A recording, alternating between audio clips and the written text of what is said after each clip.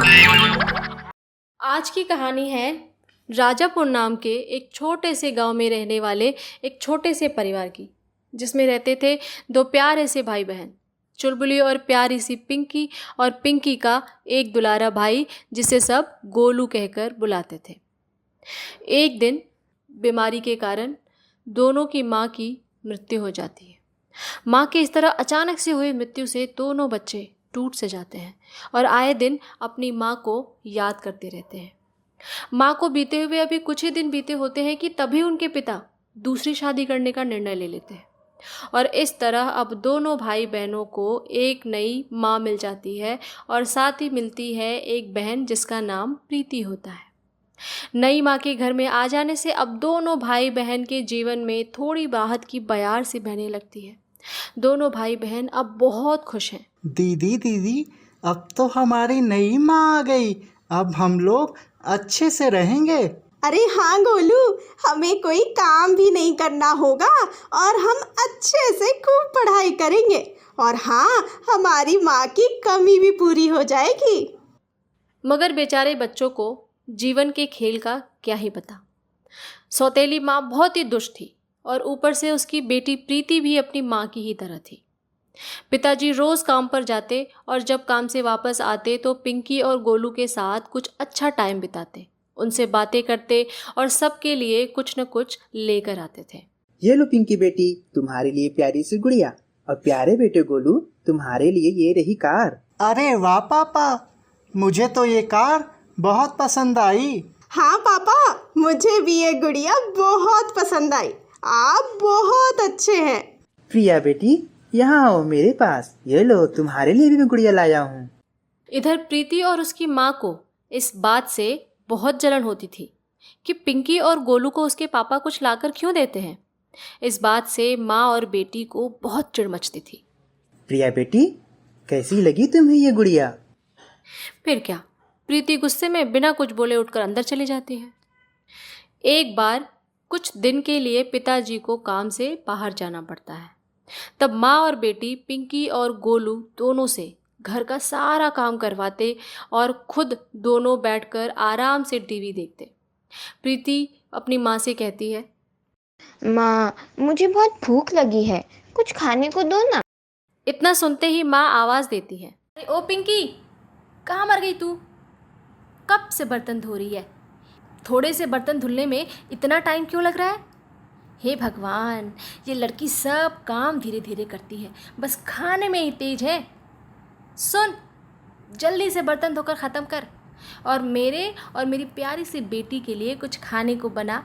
उसके बाद झाड़ू पोछा भी लगाना है तुझे, और तू जाकर कपड़े धोकर छत पर सुखाना मत भूलना। काम के न काज के, दुश्मन अनाज के। ढेर सारे बर्तन धोकर अब पिंकी जल्दी जल्दी दोनों के लिए खाना बनाती है और देकर फिर झाड़ू लगाने चली जाती है।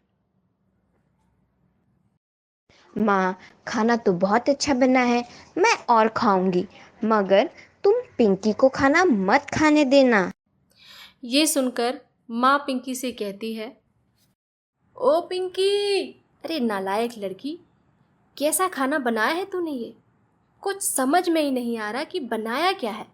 बस नमक ही नमक ज़्यादा लग रहा है। इतना ख़राब खाना देकर मेरी बेटी को बीमार करेगी क्या? जाओ, आज तुमको खाना नहीं मिलेगा। वाह, क्या दिमाग लगाया माँ, आज तो सारा खाना मैं ही खाऊंगी। अब जब पिंकी घर का सारा काम करके बैठती है और जब उसे भूख लगती है तो माँ से बोलती है, माँ, मुझे बहुत भूख लगी है, कुछ खाने को दो ना। क्या दो खाने को? बनाना आता नहीं, बस खाने को आता है। ये लो, रात का बचा यही खाओ तुम। इतना बोलकर सौतेली माँ पिंकी और गोलू को रात का खाना दे देती है। दीदी, अब हम लोग यहाँ नहीं रहेंगे, चलो कहीं चलते हैं। हाँ गोलू, चलो हम लोग यहाँ से कहीं दूर चलते हैं। फिर दोनों बच्चे घर से बाहर निकल जाते हैं और चलते चलते एक जंगल में पहुँच जाते हैं। दीदी, मैं बहुत थक गया हूँ, कुछ देर आराम कर लेते हैं, फिर चलते हैं। ठीक है गोलू, हम लोग आराम तो कर लेते हैं, पर हम लोग चलेंगे कहाँ? हाँ दीदी, कहाँ जाएंगे हम? तभी उनकी नज़र एक शेर पर पड़ती है जो कि उनकी ही ओर देख रहा होता है। दीदी, वो देखो शेर। अब हम लोग क्या करें? हाँ हाँ गोलू, मुझे भी बहुत डर लग रहा है। कि तभी अचानक से अब शेर उनकी तरफ दौड़ने लगता है। अब दोनों भाई बहन को डर के मारे ज़ोर से चिल्लाने के अलावा कुछ नहीं सोचता और दोनों गुहार लगाने लगते हैं। बचाओ बचाओ, कोई हमें बचाओ, बचाओ बचाओ। कि तभी अचानक वहाँ कहीं से एक परी आ जाती है और अपनी जादुई छड़ी मारकर शेर को एकदम से छोटा कर देती है। अरे दीदी, ये शेर तो छोटा हो गया। हाँ गोलू, ये परी दीदी हमें बचा ली। आपका बहुत बहुत धन्यवाद परी दीदी। ठीक है, अब शेर तुम्हें कुछ नहीं करेगा। पर ये बताओ, तुम दोनों इस जंगल में क्या कर रहे हो, वो भी इस समय? ऐसी क्या बात हो गई बच्चों? पिंकी परी से अपनी सारी व्यथा कथा बता देती है। ठीक है, मैं कुछ करती हूँ ऐसा कि सब सही हो जाएगा। पर तुम्हें मुझसे एक वादा करना होगा। हाँ परी दीदी, बोलिए क्या वादा करना होगा मुझे? तुम दोनों मुझसे वादा करो कि अब कभी भी ऐसे गुस्से से घर छोड़कर नहीं जाओगे। ठीक है परी दीदी, हम अब कभी ऐसा नहीं करेंगे। ठीक है, ये लो, ये जादुई छड़ी। इसे अपने साथ लेकर अपने घर जाओ और देखना सब सही हो जाएगा। अच्छा, ये छड़ी से हम करेंगे क्या? ये छड़ी तुम्हें खुद बता देगी कि करना क्या है। अच्छा, ये छड़ी बोलती है क्या? हाँ, मैं बोल भी सकता हूँ, और बोल ही नहीं, और भी बहुत कुछ कर सकता हूँ।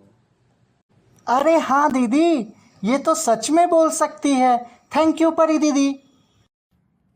इतना बोलकर दोनों छड़ी साथ लेकर अपने घर की ओर लौट जाते हैं। तो प्यारे दोस्तों, गोलू और पिंकी घर पहुंचकर उस जादुई छड़ी से क्या करते हैं, जानने के लिए चैनल को सब्सक्राइब करें और नोटिफिकेशन बेल को ऑन करें।